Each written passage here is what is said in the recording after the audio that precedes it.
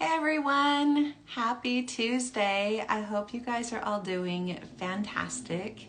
I just want to do a special shout out to those of you that are starting chemo today or this week or are having surgeries this week. I know it's especially a hard time for you, and my heart goes out to you.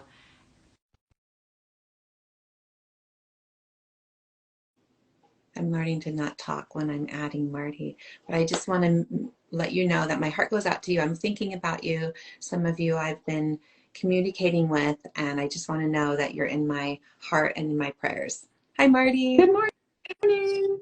How are you doing? I'm well. How are you? I'm doing good, and I am really excited about our topic today because I think it's one that has been on my mind since we started this whole idea of sink to swim. I should always say, welcome to sink to swim. That's what I should say. Welcome to sink to swim, everyone. Thank you for swimming with us. We will swim together and we will get through this together. So the topic that I felt really strongly to talk about today is the one of the most difficult times emotionally, I think, in my whole cancer journey, and that is the time between diagnosis and the time that I started actual treatment. And for me, it was like these levels of discovering more and more about what my journey was going to entail, and yet not knowing exactly what that would look like in my life. And so, like, the day I got diagnosed was March 11th, and breast cancer. I had no idea what my life would look like, but in my mind, trying to make sense of it, I thought, okay, well, hopefully I'll be done with this by summer. That was very uninformed. I was not anywhere close to being done with that by summer, but that's where my brain went. And then, like on March 22nd, I met with my surgeon and found out that I would have to do chemo. And so, new levels and surgery. And I just felt like I was thrown on this conveyor belt. I had no idea what that would do to myself physically or to my family or to our routine. And it was emotionally very, very difficult. Just a lot of tears, a lot of uncertainty, and that's that's part of cancer. And I feel like emotionally it was definitely one of the hardest times. And maybe it was because it was the first time I was dealing with it, and later on when I would have these periods of emotionally hard times. Well, I'm still having an emotionally hard time, but at least it's not new anymore. I'm somewhat familiar with that feeling of the unknown and that constant burden that I don't get to really put down. So my heart goes out to all of you that are just barely diagnosed and waiting to enter into your treatment and not knowing what that is going to look like. Um, Please know that you can do this. Lots of people have done it. We do what we have to do to stay alive. And hopefully, Marty, you'll give us some tools that we can use as we are in the middle of that uncertainty and that emotional burden. Yeah, the brain, like the brain gave your brain's job is to keep you alive. And the best way to stay alive is to stay safe, right? And so the brain gauges safety by what is familiar. That is why we're so freaked out about the unknown, because deep down in some layer that you're not aware of, your brain is going, oh my gosh, that means we're going to die. And I know for a cancer diagnosis, that is an actual fear, but but but the unknown is majorly freaking out your brain. We we are so afraid of the unknown that somebody in an abusive relationship will choose that familiarity over the scary unknown. So it's legit, it's for real. And being afraid of that uncertainty is not a failing in any way. That's just the way the brain is wired.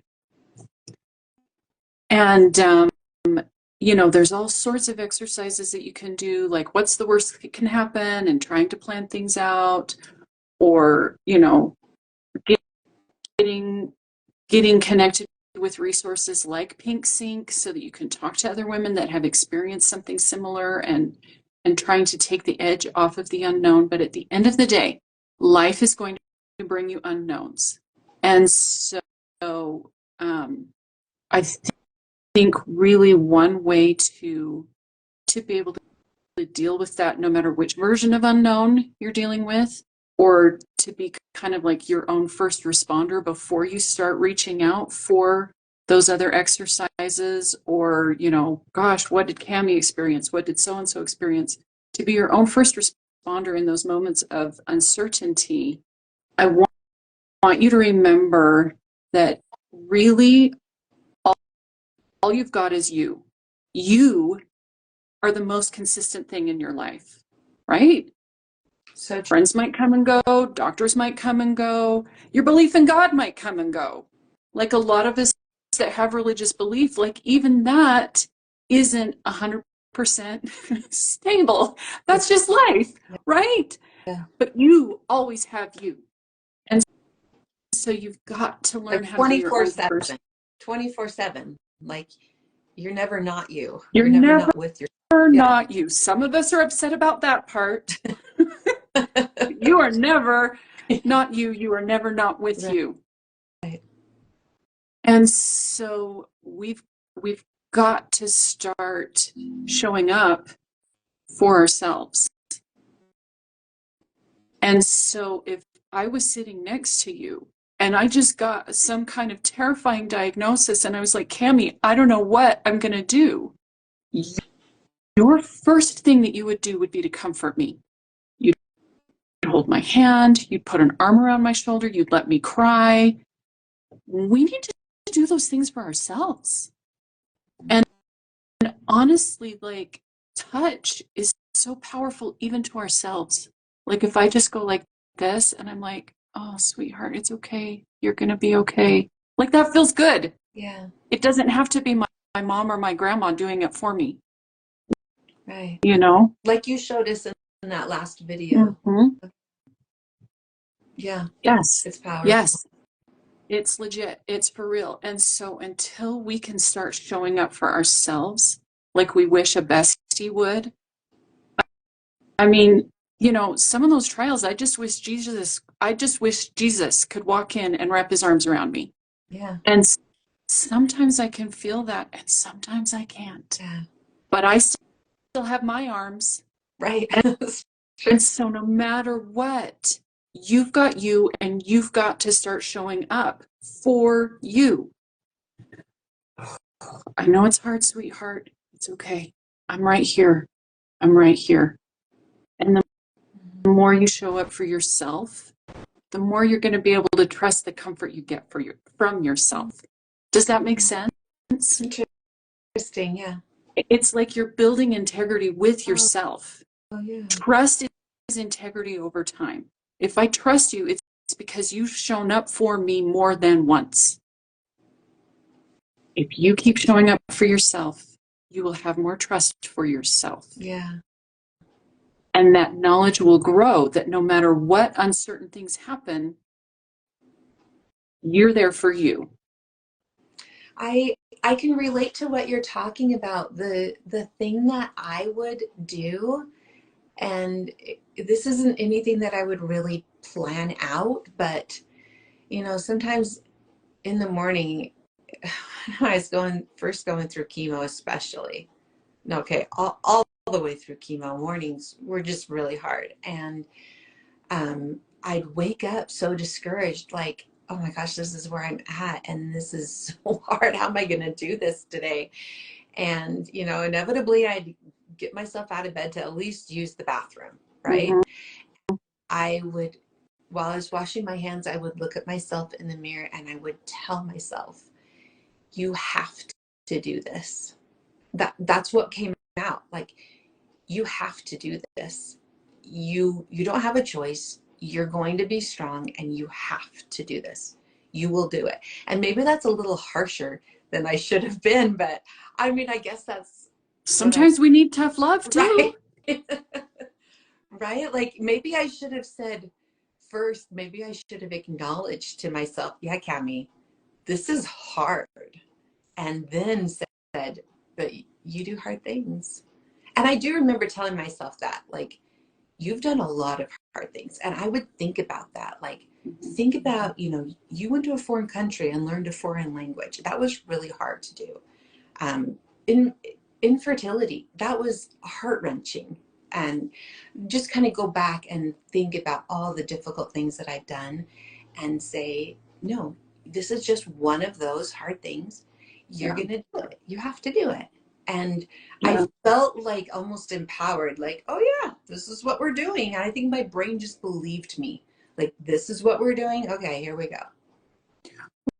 Well, so that creates a marvelous bookend for dealing with uncertainty. If we're going to start with compassion and with encouraging ourselves, whether it's gentle or tough, like it's still, encouraging ourselves. Let's, on the other side, celebrate. Like, I have some goals that I'm working on right now that are kind of hard. I literally found the Dora the Explorer song on Spotify, the We Did It song. I have turned on that music and danced to it. Okay, so like whatever version of celebrating we need to do, that's also going to Yeah, help, like you're saying, increase that feeling of, yeah, I've got this. I have a proven track record. I haven't done this actual thing, but I've got this. right. I've done other hard things. Yeah. It gives you confidence, right? and Yes. and even like going back and remembering, like before I went to a foreign country, I didn't know. I went to Spain. I went and lived there as Awesome. a missionary, and I didn't know what it looked like. And I remember wondering, like, what's it gonna look like and feel like and smell like? And I can remember that feeling of fear a little bit and Mm. being nervous. And I can kind of channel that and be like, this is another one of those things. And and you did it. You went there. You managed okay. And it became the new normal. And knowing that, like, I've entered the unknown before. And even though it wasn't pretty sometimes, it did become the new normal and I did adjust. And this is just where I'm at right now. It's not known right now, but Mhm. in a month or 2 months or whatever, or even a week, I will be on the other side and these questions will be answered. Yeah. So this is just what it is right now. I don't know if that's Yeah. something. Yeah. And we get in the habit of waiting for the things that we need to come from the outside. We Yes. want someone else to encourage us. We want someone else to tell us we're beautiful. We want someone else to bring us what we need. I call that part of me my damsel in distress. When something is, feeling overwhelming or scary, I can feel a part of me inside flopping on the couch and wanting a hero to come and save me, Yeah. right? Yeah. You're the hero. Yeah. We have to learn how to encourage ourselves.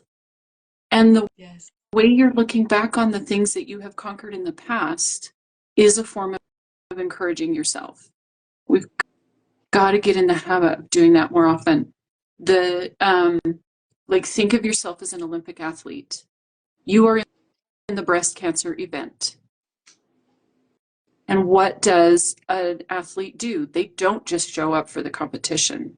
They are constantly supporting themselves in every way possible, mentally and physically and emotionally, so that when the moment comes, they're ready. But I'm sure you've heard stories of like the rowers that they've been listening to. Like I read about a team, I don't remember if it was cycling or rowing, their coach made a recording where it was like he was calling the race. He was talking like one of the commentators calling the race, and like goes through this whole thing where like at this last minute win against their, most likely opponent, they edge out the victory. And these men on this team listened to this recording every single day for 2 years. I love it. Hype yourself up. I saw a reel this morning that was beautiful that I'm going to see if I can post it like to Pink Sync. It was so great. It was this woman talking about the conversation she has with herself in the mirror every morning. I love it. It seems silly that I'm dancing to Dora the Explorer. It might seem silly the way that this woman I watched today encourages herself in the mirror, but get over it. We've got to be encouraging ourselves. And that's part of how we're going to face the unknown. In the moment, we can, hands on the heart and all the things. But if we are working on it every day, like that Olympic athlete, then when that moment of boom, here's another diagnosis we don't like, boom, here's another result that scares the pants off of us, we're more equipped to deal with it. I love it. It's like personal affirmations, right? But specific to the trial or the race that you're running at the moment. And Yeah. I love the idea of, how am I going to end up? What's this going to look like in 2 years? My doctor told me that it would probably be a year and a half or 2 years fight. And it's, I didn't believe him. I thought, I need to be done with this by summer, like I said. But Yeah. I love the idea of saying, you're going to go through this and you're going to rock it, and then you're going to go through this, and you might have some trials and things might not go the way you want them to go. You might have some complications, and you might have, whatever hard things that happen. It might spread, it might get into your lymph nodes, you might have recurrence. But if you can kind of get ahead of the game and put your best scenario out there and try to at least envision what you want, define what you want to have happen, then it gives your brain something to work towards and believe in. Yeah. Well, and I love that you're acknowledging the possibility of, maybe it might not always go the way I want. Right. Maybe the other team might edge me out for, a couple miles. Yeah. But, we're going to win. Right. Whatever that winning looks like, Yes. we're going to win. Yes. We're going to go to victory. Yeah. Right? Yeah. Anyway, I love this. Okay, we're going to wrap this up. I hope everybody that is facing uncertainty right now in one form or another, I hope that this has helped you in some way, that's given you an idea or sparked an idea in yourself or given you something concrete to do, because the fight is real and a lot of that fight is happening in our brain.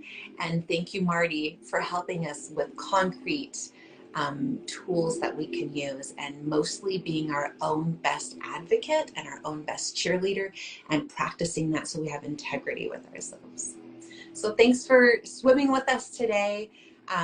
Best wishes wherever you're at, and know that you're not alone. Okay. Bye. Love you guys.